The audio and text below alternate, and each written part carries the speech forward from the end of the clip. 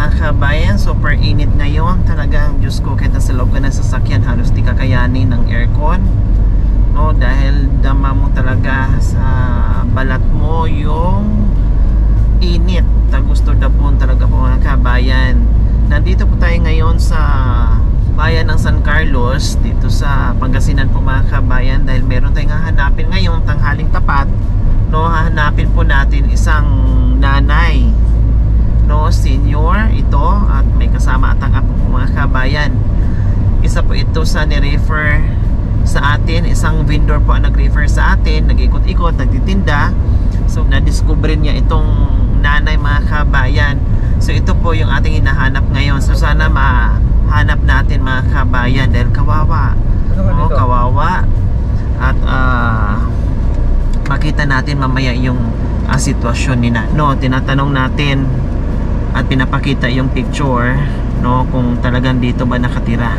So salamat sa mga gayang pagkakataon, dahil syempre, no, dahil sa inyo din, no, sa mga kababayan natin na nagre-refer, dahil sa kanila naabutan natin ng pagmamahal itong mga nangangailangan natin ng mga kababayan. Pwede po, maganda po yung ginagawang ganyan, no, basta kaya.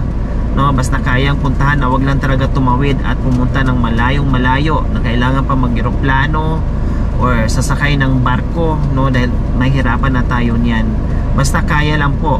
Kaya ayan po mga kabayan, tuloy-tuloy tayo kahit napakainit, no. Ingat tayong lahat, huwag kalimutan uminom ng maraming tubig, no, dahil napakadelikado, lalong-lalo na doon sa may mga high blood na kagaya ko po mga kabayan, na kailangan laging may tubig naka sukbit sa gilid, at maya-maya inom. Kahit maya-maya inom mga kabayan, isang lagok, magandang ano po yun, malaking tulong po yung sa katawan natin. Ayan po mga kabayan, tamang-tama po, no, naghanap tayo ng malamig at nagtanong tayo sa store, pinabalik tayo, nalagpasan na natin, bungad lang po pala. So tinuro tayo, babalik tayo ngayon kasi minsan po mga kabayan, sabi ng binilhan namin ng Gatorade, minsan natulungan na rin nila. Nakatira po pala ito sa malapit sa ilog, sabi ba? Tama. Sa malapit sa ilog, tapos tagpi-tagpi daw yung bahay mga kabayan. So malalaman na natin. Salamat, at mapuntahan na natin si nanay. So ayan, balik tayo.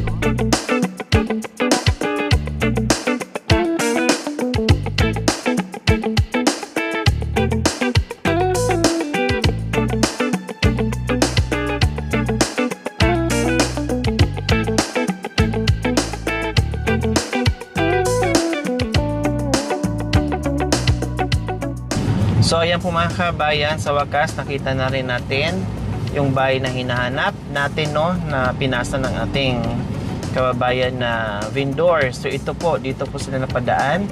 Siguro tamang-tama po mga kabayan, nung dumaan yung ating vendor dito, ay si nanay na paupo dyan sa labas ng bahay niya. Ayun, puntahan natin at iyakin talaga natin, no, kung talagang siya yun at nandyan kaya si nanay. Kaya tara, babain po natin mga kabayan.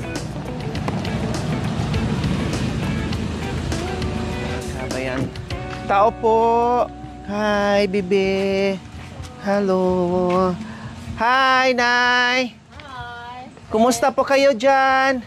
Oh, ganun pa rin, kapusoy. Kapusoy. Pusoy talaga. Nandito ka na. Gustahin ko lang po kayo. Sino pong kasama po dito, Nay? Saan yung anak ko? Nasaan po yung anak nyo? Nandoon. Lalaki po o babae? Babae po. Babae? Yung anak niya, 3. Mag-asawa, nandito nakatira kasama nyo. Ang kasama nyo po dito, Nay, ay yung anak nyo. Oo. Tapos itong mga apo po. Nasaan na po yung anak nyo? Doon sa bayan po. Anong ginagawa po sa bayan? Bamili doon. Namili. Nagtitinda po ba doon? Hindi, nagkuhag mga buti. Nangangalakal. Doon Bagsak, sa ibinta. ibinta. Nasaan na po yung babae? Kasama nga, mag-asawa sila. Mag-asawa sila. Magkasama sila nangangalakal. Ang uwi nila mamaya pa po. Anong pangalan niyo po, Nanay? Ako? Opo. Christine po. si Nanay Christine. Christina. Si Nanay Christina. Nanay Christina, paano yung mga apo? Sino nagbabantay? Kasi, Araw-araw. pero nakikita ko po sa inyo, Nanay Christina, gumagapang po kayo. Ano pong nangyari sa inyo, Nanay Christina? Kasi naman, ito, Opo. itong paa ko ito, tingnan mo naman. Na ano ito, na ano dito, nabali. Bakit po? Ano po nangyari? Na ano ako, nahulog Nahulog saan po? sa durian. Duyan? Doon sa amin. Marami akong durian doon sa amin. Ah, durian. Oo, durian. Puno ng durian, nahulog kayo. Oo. Ibig sabihin, umakyat kayo sa puno ng durian para manguha ng durian. Ngayon po, ay nahulog kayo. Nahulog ako. Nagtiis na lang ako at Dalawang paa niyo po talaga ang nabali, Nanay ito. Christina? Hindi po napagamot, hindi po naoperahan. Hindi po. Walang magtulong sa akin dito sa Pangasinan. Wala. Bakit taga saan po talaga kayo, Nanay? Davao. Bisaya ka? Oo. Ano naabot man ka din, Saan man mo nang na ano, may nagsabi sa akin doon na tayo sa Pangasinan. Ilang taon na kayo dito sa Pangasinan? Mga 20. 20 years na. So, walang kakauli sa Davao? Hindi na. Hindi ako makauwi doon kasi naman, wag ka muna aalis kasi walang magbantay sa anak ko. Tapi pobre na din yung asawa niya. Ako, mayroon akong pero hindi ako bigay sa kanila kung may pera ako. Iano ko lang, itago ko na lang. Ibili niyo po ng pagkain. Pambilis pagkain. Yun ang ideya ko. Pag yung Nanay, pag wala dito yung mga anak mo na nangangalakal sila, ikaw naman ay nagbabantay sa mga apo. Oo, ako. Ilan po ang apong binabantayan yung Nanay Christina? 1, 2, 3, 4. 4. Paano yun? Siyempre, kakain sila. Oo. Nasa tabi pa kayo ng kalsada. Paano po yun? Ganyan po yung sitwasyon nyo. Kayo pa nagbabantay. Paano nyo po nakayanan, Nanay Christina? Wala lang. Basta kung nahirapan ako, pupunta ako doon sa hipag ko doon. Ate, tulungan mo ako sa mga apo ko. Agbil pa ako, pabili ko sa mga bata. Ako na, may tinapay na dito dati, sabi niya. Ayun, pagkainin na namin. Yung anak ko, may takay mag-asawa sila. Bigyan din ako kung may dala na nilang pera. Binibigyan po kayo. Doon galing sila sa sabayan. Ilan po ang anak nyo? Dadalawa. Tapos yung isa, nasaan po nakatira? Nandun doon sa Davao. Naiwan po doon. Isa dito, yung kasama nyo ngayon dito sa bahay. Sa tatay, nasaan na po si tatay? Ang asawa nyo po? Patay na. Patay na. Oo. Matagal na po na panahon, patay na. Oo, ito nga ang bahay niya. Bahay niya ito, tapos, sabi niya sa akin, pinaliguan nila dyan sa mga kaibigan ko dyan, hapon, ganito, dalhin na doon sa bayan. Opo. Ang paliguan, indiksyon na. Tapos po? Pagkatapos yun, lalo na naman namatay doon. Hindi na nabuhay. Bakit ininjeksyonan po? Ano pong sakit niya? Sabi niya sa akin, Tina, dito ka lang. Huwag ka na sama sa akin. Ospital lang ako, sabi niya. Opo. Dito ka lang. Walang bantay itong mga bahay. Opo. Ngayon, may kawatan dito eh. Opo. Tapos? Hindi kayo sumama? Ayaw ko. Kasi itong bahay, tanggalin ita. Yan, atip. Ibang mga ugali dito sa namin. Nay, unsay natabo ana jud sa imuhang tiil nay, na disgrasya ka o nahulog ka sa punuan sa durian? Nahulog ka sa durian ay o nadisgrasya sa motor? Ako talaga, nadisgrasya sa durian. Nadisgrasya ka sa durian. Ito nga, nabalik. May kasama kami nga medyo ganun ang utak. O tapos Lalaki. po. Opo. Na ngayon, uupo ako dito, siya din, dyan din. Ganun ako, dinahulog ako. Sa motor. Oh, sa motor. Inakasabi ko, animal ka. Mamatay na ako ito. Sabi ko, hindi, tayo pa-injection kita. Pa-injection ako, lalo naman. Hindi na ako makalakad.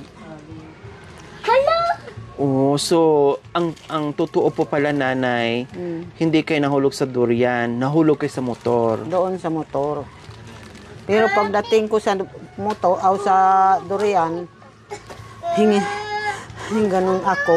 Kasi nahulog ako talaga sa sa durian. Nahulog din po kayo sa Nahulog sa din durian. ako. Pero nadagdagan na lang ang disgrasya niyo doon dahil nahulog din kayo sa motor. Oo. Yun, akong nag-drive. Pupunta ako doon sa lola ko sana. O tapos po. Kukuha ko yung durian, takunuhay, dalhin ko doon sa lola ko. O tapos. Na pagdating ko doon, Neng, ano ka, nahulog? Iko, oo, ngay. Nahulog ako. O sige, halika, ipa-ospital kita. Ipa-ospital ako. Sabi ko, kuya, ate, wag naman akong anuhin sa masakit nga injection. Opo. Sabi nila, hindi. Basta, maganda to, maganda, sabi ni lola ko. Gagaling po kayo. Ngayon, i-injeksyonan dito, hasta dito.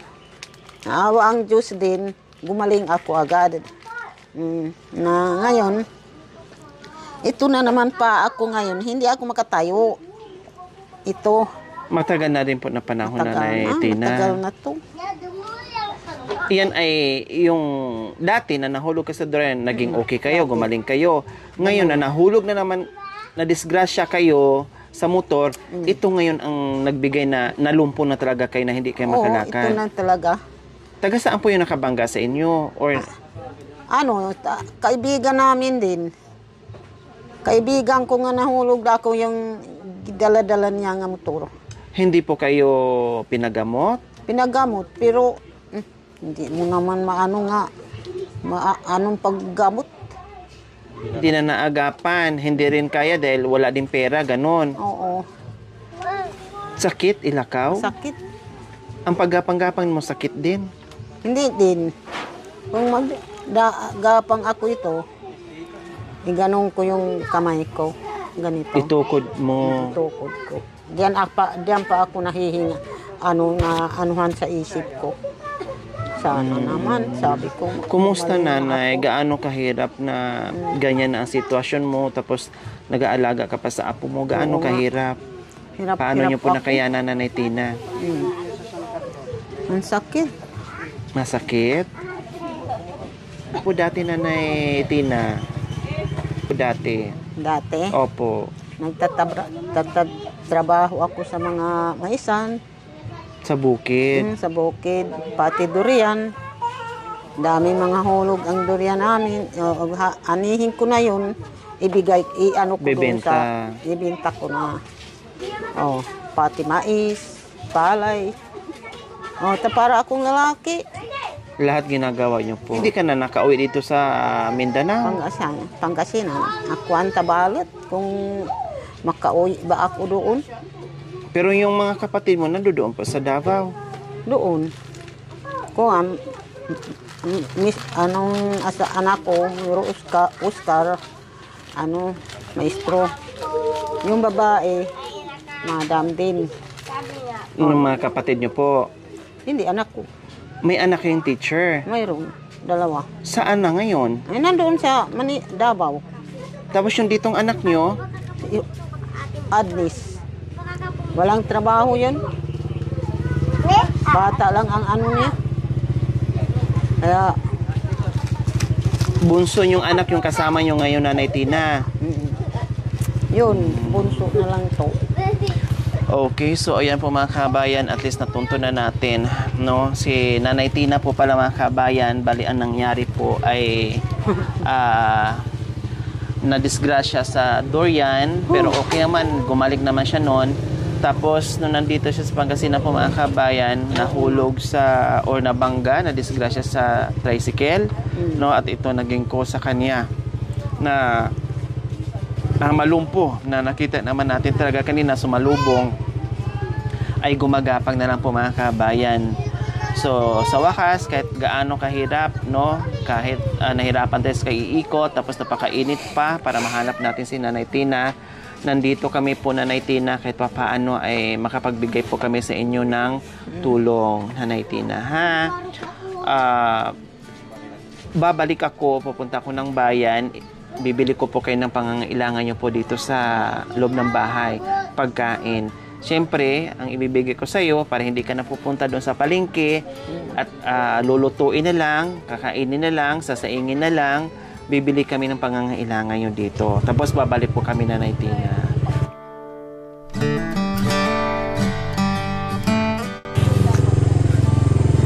Kawawa naman kayo. Opo, naramdaman ko po, Nanay, kung gaano kahirap. Kahit ganyan po kayo, pero napakabuti nyo pa rin, Lula. Nag-aalaga pa rin po kayo sa mga apo. Kaya lalo ko napahanga sa inyo, Nanay Tina. No? Dasal lang po, Nanay Tina, no, na sana haba pa ang buhay natin at walang imposible po, Nanay Tina. Ano? Ha, Nanay Tina, ha? Babalik po kami, Nanay Tina, ha? Inalam lang po muna namin yung sitwasyon. Hindi kami nakapagdala ng grocery kasi baka mamaya hindi namin mahanap. Importante, nahanap namin kayo. Hindi bale, lalabas muna kami. Kahit medyo malayo yung bayan, okay lang. Importante, mabilhan namin kayo ng pagkain. Anong gusto niyo po, Nanay? Tara, pabalik tayo.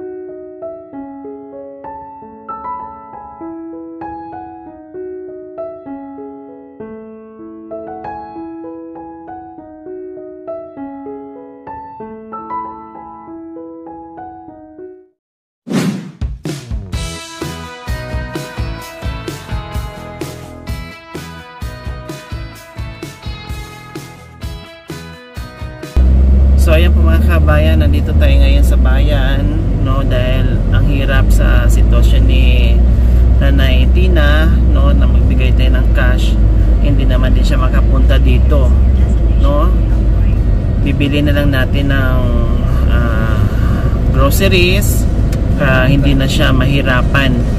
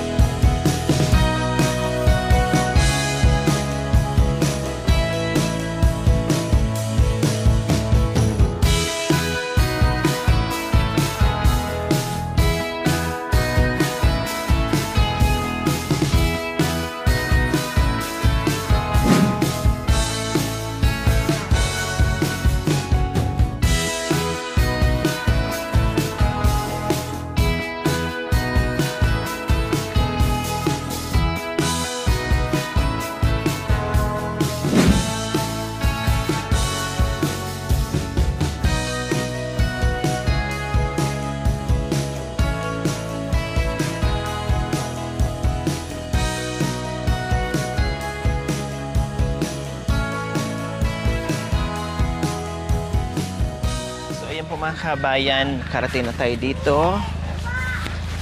Hello! Good afternoon. Kayo yung anak ni Nanay Tina. Kararating nyo lang? Bukan mga 30 minutes. Oh, kumusta po kayo? Ang sarap ng upo nyo po dyan, Nanay Tina. Ang anak ko. Opo, saan kayo galing? Nag-ano ko ng kalakal ko, ayun pa yung mga iba bago ko kinuha. Yun yung mga napulot nyo ngayon, nakalakal nyo ngayon. Wala kaming Anong oras kayo umaalis? Mga depende rin. City, ganyan. Alas 7 ng umaga? Oo, Tapos ang uwi nyo, 12. kailangan maaga kasi siyempre sa dami rin naghahanap ng kalakal. Kaya kailangan maaga. O kumusta naman ang pangangalakal? Okay lang naman, masaya din naman siya. At kumita, 'di ba? Ibig sabihin, pag umaalis kayo si Lula na or si Nanay Tina na nagbabantay sa mga anak nyo. Pag minsan, nagpupulong ako, nag-ano ako ng mais, ganyan. Maitanong ko lang pala, ano nangyari kay Nanay Tina? Bakit Na-disgrasya siya, na-disgrasya siya ng January 3, January 3, 2023? 23. Bali, 1 year na. At ano nangyari? Na-disgrasya? Anong klaseng disgrasya? Kasi sabi niya kanina sa akin, napakwento siya sa akin, ang sabi niya ay nahulog siya sa durian. Hindi. Tapos nung bandang huli, sinabi niya, dati nahulog siya sa durian, tapos pangalawang aksidente, itong sa motor. Anong yung kwento, totoong kwento? Ganito yan, ako, nagbabarbecue ako dun sa, yung, dun 7-Eleven doon. Ako ng ganitong oras. Umalis ako ng mga 8 ng umaga, tapos, binilin ko pa si mama na wag mo lang aalis. Kasi siyempre, malabo ni mata niya. Tapos po? Tapos yun, yung mga anak ko, nagyaya silang bumili doon sa kanto doon sa tindahan doon. Tindahan. Bubili sila ng tsinelas sa mga anak ko. Sabi ko, Tapos? binilin ko yung mga anak ko, kayo aalis dito kung wala ako. Ayun, nabalitaan ko na ng mga alas 4 o'clock ng hapon. Tumawag yung anak kong panganay na pumunta doon. Sabi niya na, hindi niya masabi. Na-shock? Na-shock siya kasi nakita niya talaga eh. Tapos sabi ni mama, sabi ng anak ko, mama, si mami, mama. Akala ko nga, kung talagang emergency na. Kung ano na nangyari. Oo, kasi yung mga kasama ko doon, sabi, ihatid mo muna siya, sabi nila. Ihatid ako. Nakita ko si mama na paupo na siya. Tapos hawak niya yung paa niya, tapos yung ulo niya dumudugo na. Kaya, Nadisgrasya ito yung nasagasaan oo. ng tricycle. Hindi, motor, nawin. Single. O grabe yung tama sa kanya. Ibig sabihin mabilis yung... Mabilis talaga kasi papunta siya doon. Siguro si mama, papunta rin siya doon. Nung pabalik na siya, saka siya nabunggo. Nahagi. Bakit hindi siya dinala sa ospital? Dinala siya, kaso lang, nilabas ko agad. Kasi ang iniisip ko rin, yung anak ko, baby pa. Kasi baby pa itong anak kong pangalawa, bunso. Tapos yung na-disgrasya sa kanya, katulad ko rin na mahirap. Kaya sabi ko... So hindi na asikaso, hindi na operahan or nabakalan or anong dapat ang gawin. Kasi sabi ko kay mama, dito muna tayo. Ayaw niya. Ilan kayo magkakapatid? Pero si mother mo, nagbisaya, parehas kami. Oo, nagbisaya siya, marunong siya magbisaya. Diba? Davao daw siya. So, isa lang kayo. Kumbaga nag-iisa kayong anak. Sabi kasi siya sa akin kanina is galing siya ng Davao. Tapos may anak siya dong dalawa na mga teacher. Yun ang hindi ko alam. Oscar. Hindi ko alam. Militar. Sabi po niya sa akin na may anak daw siya dong dalawa. Kinukwento niya sa akin. Sabi ko naman, may time din nag-aaway kami. Siyempre, di maano yan. Maiwasan. Maiwasan. Sabi ko, sige, tawagin mo yan. Di mo kaya dito. Tawagin yung mga... Ibig sabihin may asawa si Lola? Unang asawa doon sa... Yan ang hindi hindi ko alam kung anong kwento. Siyempre, hindi ko rin di ako makauo kasi hindi ko alam yung... Hindi mo rin nakakausap mismo na Hindi. mayroon kayong kapatid doon. Hinahanap ko na rin sa Facebook, wala. Yun ang kinikwento kasi ni nanay kanina. Siyempre, Na meron siyang anak doon, bunso ka daw, may dalawang doon na naiiwan sa ano. Sabi, hinahanap ko na rin siya. Ginawan ko na rin siya ng Facebook, wala din nakapsit sa kanya. Sino yung kamag-anak? So, Oy. nag-iisang anak ka dito. So, ayan po mga kabayan, dumating na yung anak ni Nanay Tina, no? Na-disgrasya po pala si Nanay Tina sa nabundol, no? Grabe yung tama. Siyempre, mahirap lang daw din yung nakasagasa sa kanya, walang magawa. Siguro, check up lang, dressing lang doon sa hospital, wala nang follow-up check up, wala nang nangyari. So, ganyan, hanggang ngayon, nakakagapang lang po ang nagagawa ni Nanay Tina. Okay, nandito kami. Anong pangalan mo? Agnes. Nandito kami, Ate Agnes, kasi yun nga, mayroon kasing dumaan dito kanina na nagbibindor. Hindi ko alam kung anong klaseng vendor. Tapos napicturean ata kayo, si nanay, na gumagapan nakita niya at sinend sa amin at nakita namin yung kalagayan ni nanay. Tapos pinuntahan namin dito, buti nang nahanap namin kahit papaano, no, natunto namin yung bahay ni nanay.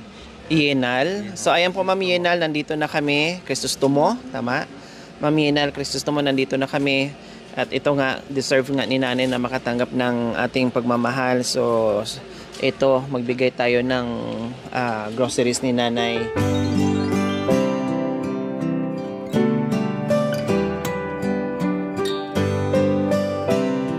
Okay, so Nanay Tina, ito na po. Kasama ko po si Mami D. Oh, Salamat napaiyak sa si inyo. Nanay Tina. At bumili na rin ako ng chicken para mamaya pag salo-saluhan nyo. No, tamang-tama, paborito ng mga bata ay Masalamat sa inyo lahat. walang anuman po, Nanay Tina. Pasalamat pa rin po kayo kahit paano nandito yung anak nyo na, no, na nakaalalay. Kasi syempre hindi na kayo makakapaghanap buhay. No, hindi rin maiwasan ng dalawang mag-asawa sa pwersa silang naghahanap buhay, no, na magkasama sila. So, talagang kailangan na ng sakripisyo. No. Manugang ko dito. Magmahal sa nanay niya. Opo. Tiyagaan lang namin magkalakad. Kailan paano yung ano, syempre may mga bata, yung pagpapakain, pagluluto, Yung Ay. panganay ko. marunong na. Marunong na magsaing. Na may panganay. Ayan Tapos o. pagka makulit sila, Ito. pag makulit Yan sila, ang marunong nagluto. sila, yung Ito. mga pinsan ko, sila nagtumitingin dito. Pag wala ko, sila tumitingin mga pinsan May ko. nakatingin-tingin naman kahit Pag wala ko paano. rito, Bili-bili nyo po ng ulam kasi kumpleto ricados na dyan, no? Yung mga gamit nyo at higit sa lahat yung bigas, no? At may may milk din po dyan na pang adult, Nanay Tina, uminom kayo ha. Okay. Okay, so ingat kayo. So ayan po mga kabayan, maraming salamat po sa ating sponsor, Maraming salamat. Sir Mel Galang from New York, USA. Maraming salamat po sa walang sawang pagmamahal, no? Na hanggang ngayon patuloy tayo sa pagbibigay na nagpapasaya sa mga tulad nila. Kaya maraming salamat po talaga sa inyong ginito ang puso. Naway pagpalain po tayo ng Panginoong Diyos sa araw-araw. Naway ibigyan po tayo ng kalakasan ng katawan sa araw-araw. Naway ibigyan po tayo ng mahabang buhay pang sa ganon. Marami pa tayong matulungan na gaya nyo. So mga kabayan, huwag niyo pong kalimutan, pakishare, subscribe sa aking YouTube channel, Lori Aquino Talita. Maraming salamat po. God bless us all. Bye po, Nanay Bye Tina. po. O masaya po kayo, Nanay Tina. Masaya ako. Ha? Masaya ako. Bumalik ka. Ay, opo. Oo. Pag sinabi kong babalik po ako. Akala nyo po hindi na po ako babalik? Ha? Akala nyo po hindi na po ako Oo. babalik? Kayo po pala Totoo. nandito kayo nakatayo. Opo, pag Basta yung sinabi ano ko mo po, yan. pag Lahat nagbitaw po, ako ng... Sinabi nga, sana lahat sila punta dito. Sabi ko yun ang gamot Opo. sa akin. babalik. Opo, pag sinabi kong babalik po ako. Hindi pwedeng hindi ako babalik. Hasta yan. Oh, kasi wala kaming dalang groceries. Namili pa kami sa CSI, sobrang haba ng pila. Oo. No, buti lang may dala kaming 80 anyos na kahit papaano doon kami nakapila sa seniors. Oo. Kahit papaano hindi masyadong Okay, sige, dito na po kami ha. Salamat po. Okay, bye-bye. Bye-bye. Kayo. Salamat, Sir Min, sa tulong na binigay niyo sa amin, lalo na kay Mama. Thank you, thank you. Sana marami pa kayo matulungan. Salamat.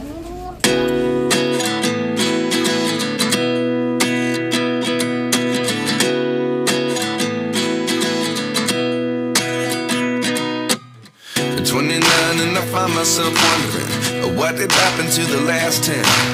I ran away with my life, fast forward, never turn back again. It's kind of funny that the more we pass time, the more we need to set them rewind. And 19 was the year I had to leave you, but now I'm seeing all the signs. Is this really happening? I can't believe it's true. I'm just as surprised as you. Is this really happening? I can't be too sure, but one day I'll be yours again.